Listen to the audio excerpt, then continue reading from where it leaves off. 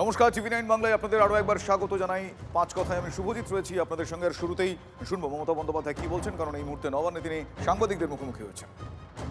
ডাকাতির কথা, অত্যাচারের কথা, স্বৈরাচারের কথা, ব্যভিচারের কথা। তুমি মহারাজ সাধু পুরুষ আজ, তুমি মহারাজ সাধু হলে আজ আমি আজ চোর বটে। বাবা, কয়লা থেকে হাওলা, বর্ডারের দায়িত্ব থেকে বিএসএফ সেন্ট্রাল গভর্নমেন্ট, কয়লার দায়িত্ব থেকে সিআইএসএফ সেন্ট্রাল গভর্নমেন্ট, প্লেনে কে আসছে বাইরের লোক তার দায়িত্ব থেকে কাস্টমস কার হাতে, অ্যাভিয়েশন কার হাতে, রেল কার হাতে, সব সেন্ট্রাল গভর্নমেন্ট।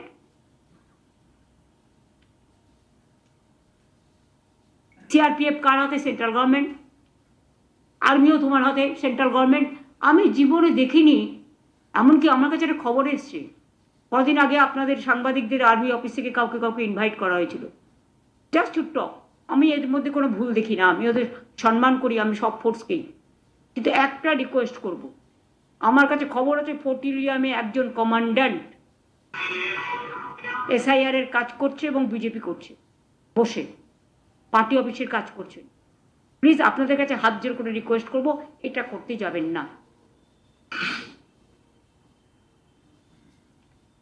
যারা সত্যিকারের চোর ডাকাত, ধরুন কটা কেস হয়েছে বিজেপির, খুনি, ডাকাত, ধর্ষককারী, হত্যাকারী, হাওলাকারী, কটা কেস হয়েছে?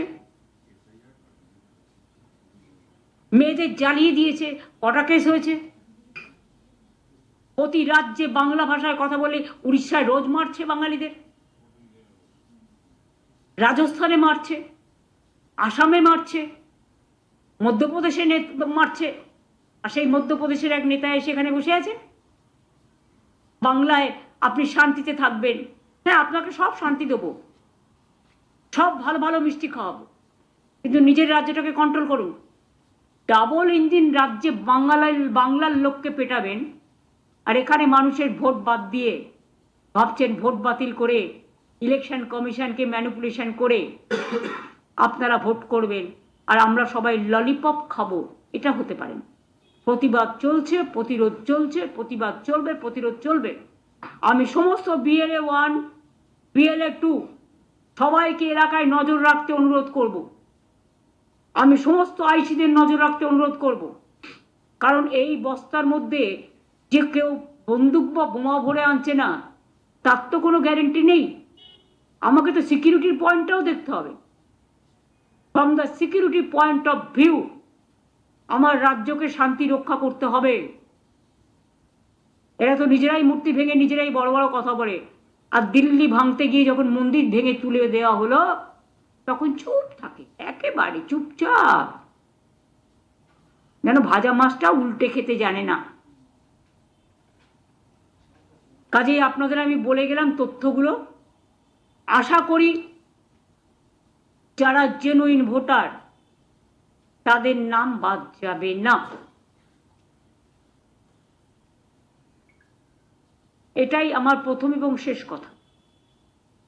আর প্রশাসনকে ভয় দেখিয়ে লাভ নেই।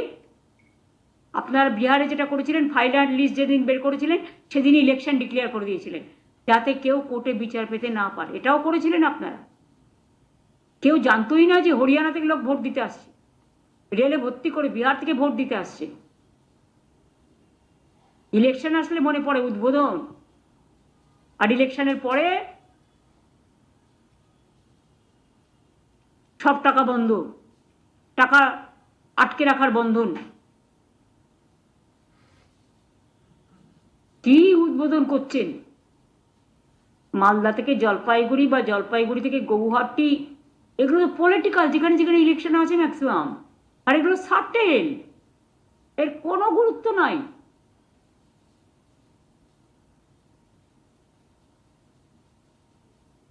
আমরা তথ্য সংগ্রহ করছি, এমন খবরও আমাদের কাছে আছে 2024-এ কিছু লোককে নিয়ে এসে এদিক ওদিক থেকে তাদের নামে কেয়ার সার্টিফিকেট একজন উড়িষ্যার অফিসার অ্যাপয়েন্টেড হয়েছিল, তিনি নাকি দিয়েছেন।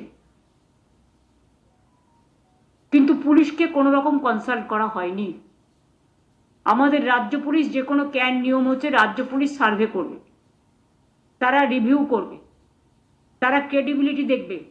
আপনি নিজেই যদি চোর ডাকাতদের আমদানি করেন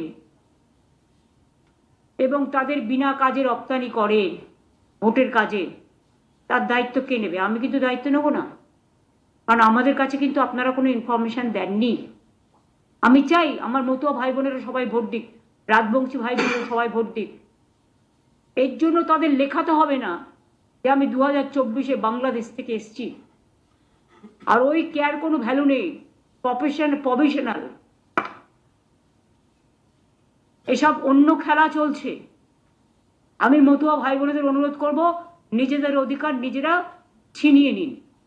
নিজেরা বিএলও অফিসে গিয়ে নাম জমা দিন যে আমার নাম কেন ওঠেনি, আমার নাম ওঠান।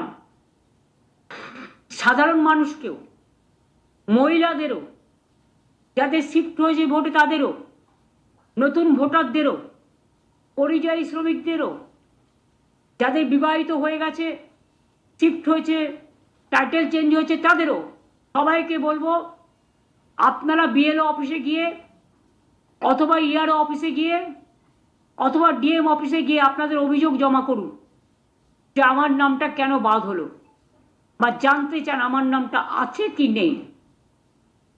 আর যখনই কেউ হিয়ারিং পাবেন, দয়া করে ওদের বলবেন যে আমি তো আমার যে ডকুমেন্ট দিলাম সেই ডকুমেন্টের রসিদ কোথায়। আর বাল্ক হিসেবে কেউ জমা দিলে সেগুলো গ্রহণীয় নয় এখনকার ল। সেখানে যদি কেউ ভয় পেয়ে থাকেন তাকে বলবো ছুটি নিয়ে বাড়িতে বসে থাকুন, কিন্তু জনগণকে ডিস্টার্ব করবেন না, জ্যান্ত লোককে মৃত বানাবেন। এটা আমাদের সবার ডিউটি দেখার। মানবিকতার কোনো মৃত্যু নেই। ঠিক আছে, আমার এইটুকুই বলার ছিল। আমি একটা জায়গায় যাব, সেই জন্য আমি একটু আপনাদের কাছ থেকে বিদায় নিচ্ছি। এটা দিয়ে মুখ্যমন্ত্রী মমতা বন্দ্যোপাধ্যায় তিনি সাংবাদিকদের মুখোমুখি হয়েছিলেন এবং তিনি সরাসরি যেটা বললেন, অভিযোগ আকারে যেটা বললেন, ইআরওর অজান্তেই এসআইআরে 54 লক্ষ নাম বাদ। বিস্ফোরক এই অভিযোগ করলেন মুখ্যমন্ত্রী মমতা বন্দ্যোপাধ্যায়। তিনি দাবি করলেন যে বাদ যাওয়া 54 লক্ষের মধ্যে বেশিরভাগই বৈধ ভোটার। বেছে বেছে মহিলাদের টার্গেট। দিল্লিতে বসে নাম বাদের জঘন্য ষড়যন্ত্র, এমনটা মুখ্যমন্ত্রীর অভিযোগ। আবারও বিজেপি এবং কমিশনকে একযোগে নিশানা করলেন মমতা বন্দ্যোপাধ্যায়। শুনবো কি বললেন তিনি। কদিন ধরে আপনারা দেখছেন এসআইআর এর নামে সর্বনাশের যে খেলা চলছে সারা বাংলা জুড়ে। জেনুইন ভোটারদের নাম বাদ দিয়েছে।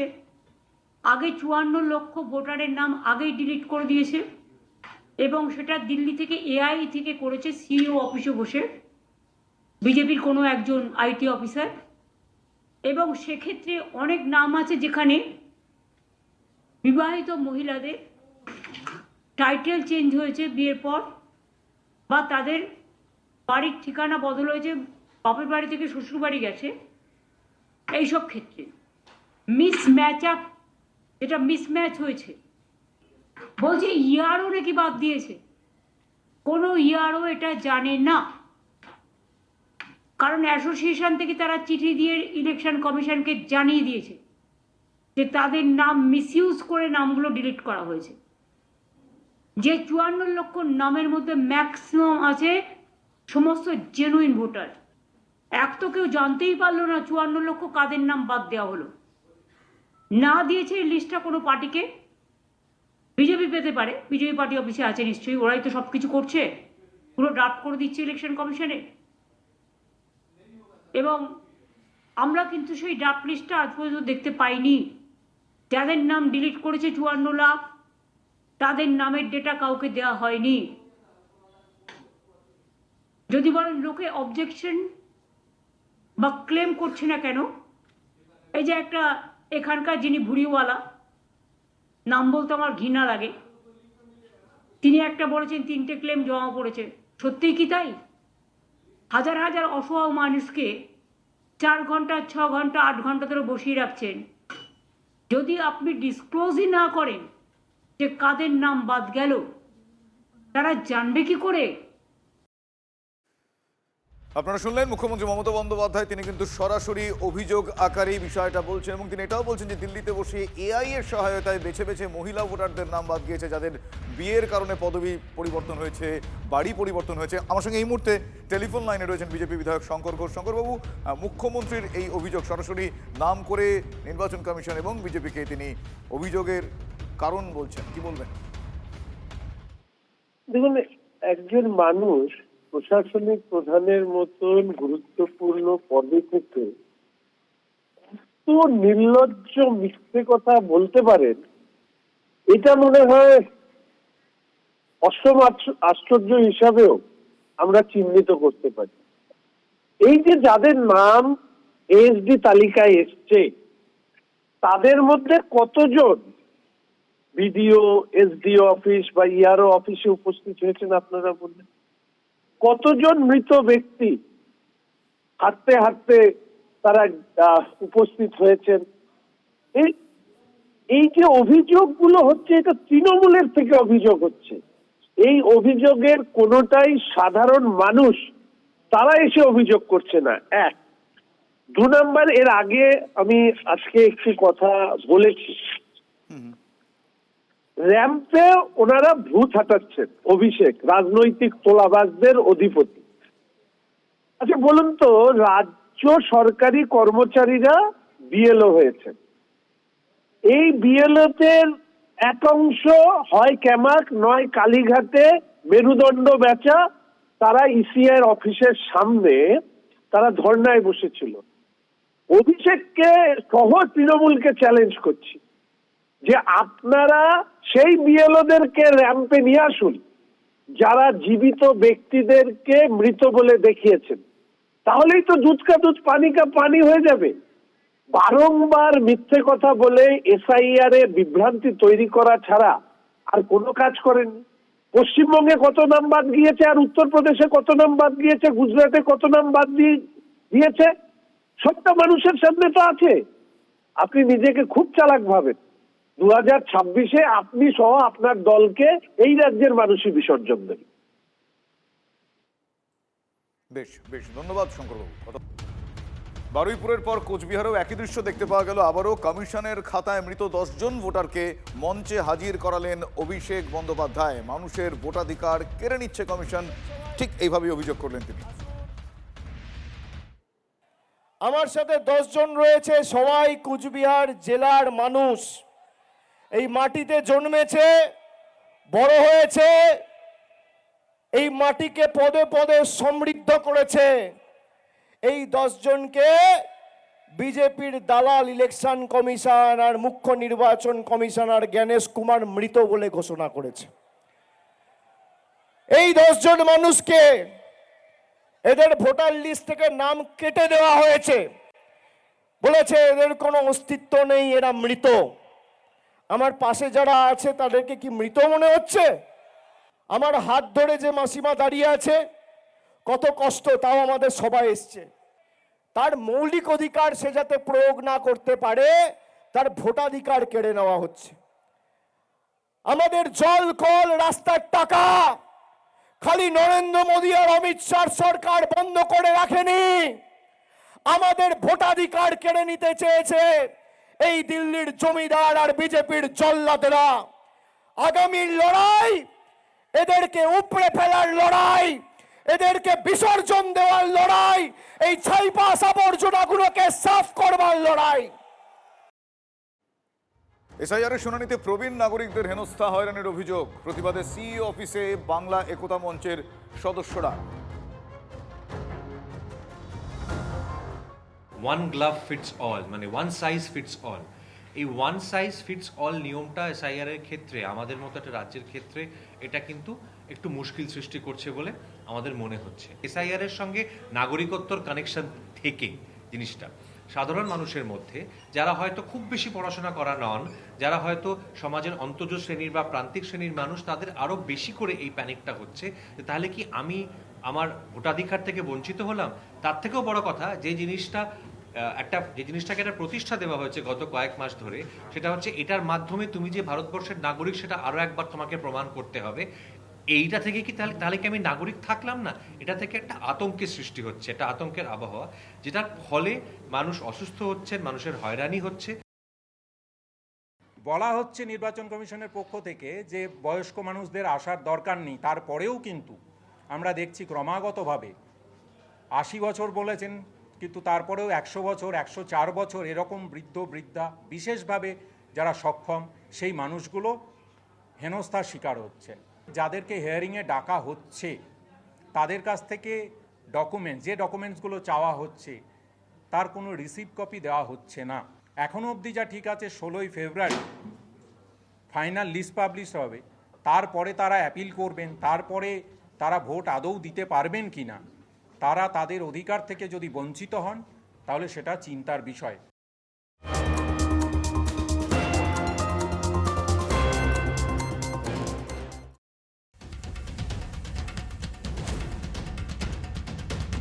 এই যে ইডির অফিসে গিয়ে অতর্কিত হামলা করা, এটাও প্ল্যানের অংশ নয় তো? যে কোর্ট একটা অ্যাডভান্স করে রায় দেবে, তোমরা মেনে নাও অভিষেককে।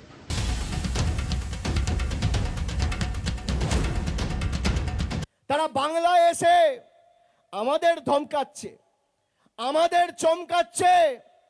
আরে ভুলে গেছো মমতা বন্দ্যোপাধ্যায় রাতারাতি তৈরি হয়নি।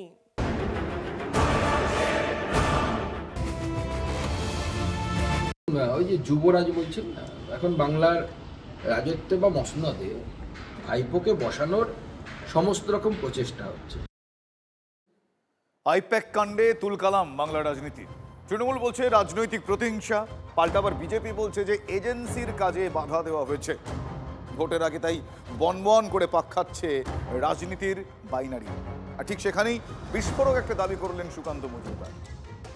আইপ্যাক কাণ্ডে অতর্কিত হামলা প্ল্যানের অংশ নয় তো, এ প্রশ্ন তুললেন তিনি। অভিষেককে মাথায় বসানোর কোট আনকোট প্ল্যান, এটা দাবি করছেন সুকান্ত মজুমদার। এবং তো আমার মাঝে মাঝে মনে হয় রাজনৈতিক বিশেষজ্ঞরা আরও বলতে ভালো পারবে যে ইডির অফিসে গিয়ে অতর্কিত হামলা করা, এটাও প্ল্যানের অংশ নয় তো? যে কোর্ট একটা অ্যাডভান্স করে রায় দেবে, তোমরা মেনে নাও অভিষেককে।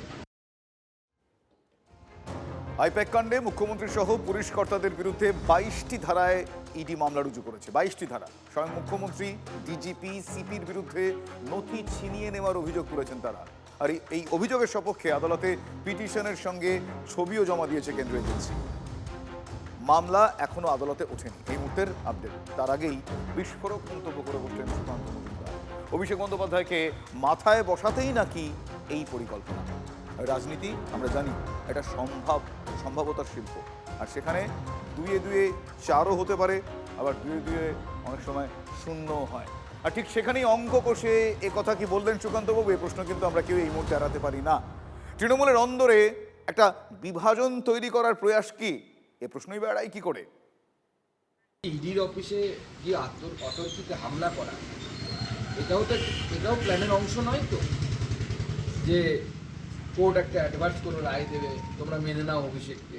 মমতাদির পরে তৃণমূল কংগ্রেসের টপ টু বটম কর্মী থেকে নেতৃত্ব, যার নেতৃত্ব সংশয়াতীতভাবে স্বীকৃত, তার নাম অভিষেক বন্দ্যোপাধ্যায়। বিজেপি ভয় পাচ্ছে এই যুগলবন্দিকে। কোর্ট একটা অ্যাডভান্স করে রায় দেবে, তোমরা মেনে নাও অভিষেককে। নচেত তো অভিষেককে মানতে রাজি নয় পুরনো যারা আর কি, বা পুরনো যারা আছে তারা মানতে রাজি নয়। একটা অবান্তর কথাবার্তা। আমরা তো বারবার বলছি যে মামলাটা 2020-21 সালে, তা 5-6 মাস কি 5-6 বছর ধরে কি ইডি ঘুমোচ্ছিল?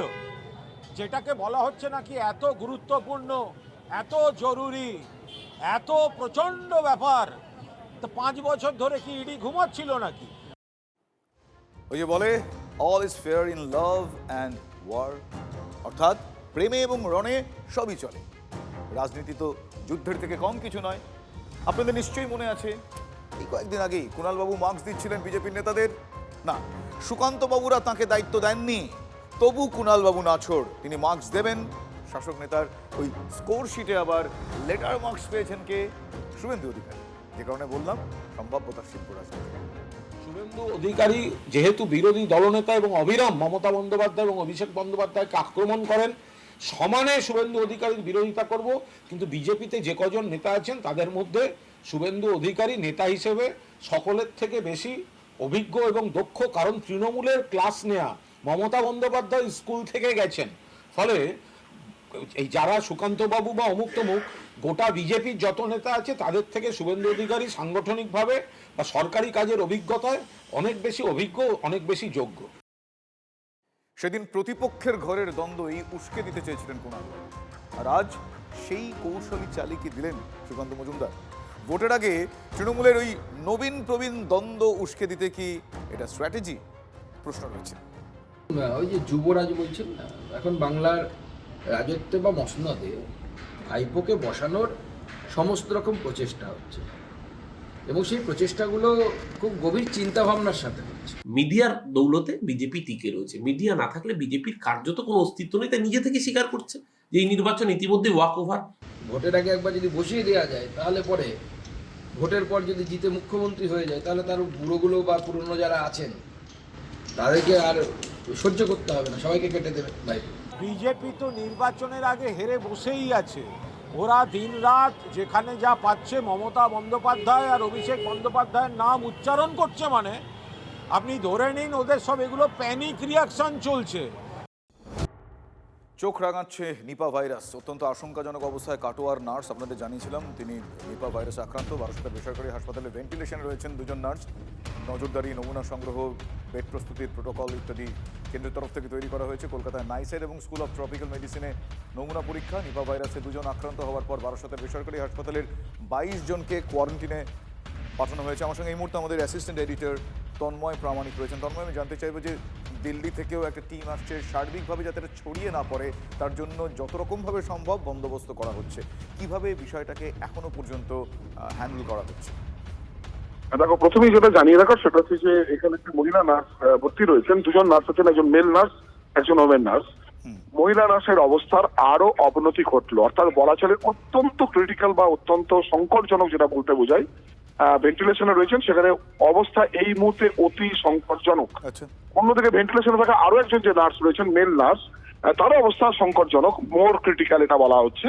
কিন্তু মহিলা নার্সের অবস্থা আরো অবনতি ঘটলো, অন্তত বিকেলে 4টের পর চিকিৎসকরা যে তথ্য পাচ্ছেন সেখানে। এইটুকু আপডেট দেওয়া। 2 নম্বর হচ্ছে কেন্দ্র থেকে কেন্দ্রীয় স্বাস্থ্য মন্ত্রক 5 জনের একটি বলা চলে তারা টিম তৈরি করে দিচ্ছেন, যে টিম রাজ্যের এই গোটা বিষয়ের উপর নজর রাখা, পাশাপাশি কি কি করতে হবে, কি করা উচিত, কি করা উচিত না, যাবতীয় দেখভাল এই 5 জনের টিম করবে। সেখানে কল্যাণী এইমস এর সংক্রামক বিশেষজ্ঞ রয়েছেন, সেখানে ভুবনেশ্বর এইমস এর চিকিৎসক রয়েছেন, দিল্লির চিকিৎসক রয়েছেন, সব মিলিয়ে 5 জন বিশেষজ্ঞ কমিটি তৈরি করা হলো। ধন্যবাদ তন্ময়।